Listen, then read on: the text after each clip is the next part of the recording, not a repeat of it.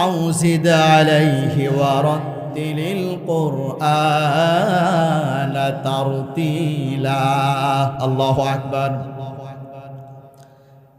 পৃথিবীতে যত কিতাব এসেছে, পৃথিবীতে যত কিতাব এসেছে, সব কিতাবগুলোকে উপেক্ষা করে, সব কিতাবগুলোকে এভাউট করে আল কোরআন পড়ুন। ওয়ারাত্তিলিল কুরআন তারতিলা। এবং শুধু কোরআন পড়লেই হবে না, এই কোরআন পড়তে হবে তারতিল সহকারে। বলি আলহামদুলিল্লাহ। শুধু কোরআন পড়লেই হবে না, ভুলভাল পড়লেই হবে না, কোরআন তারতিল সহকারে ধীর ভাবে পড়তে হবে। রাজি আছি তো আমরা? আমরা কি রাজি আছি কোরআন পড়তে তারতিল সহকারে?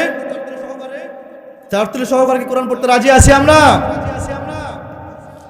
আমার ভাইরা, অনেকে আছে কোরআন পড়ে, শুদ্ধতা কোরআনের মধ্যে শুদ্ধতা আনে না, শুধু কোরআন পড়লে বাস হয়ে গেল মনে করে এই কোরআনটা হচ্ছে শাফায়াতের কিতাব। এই কোরআন কারোর জন্য জান্নাত হবে, আবার কারোর জন্য লানত জাহান্নাম নিয়ে আসবে। যদি কেউ কোরআন সহি শুদ্ধ করে পড়তে পারে, সেই ব্যক্তির জন্য আল কোরআন শাফায়াত করবে।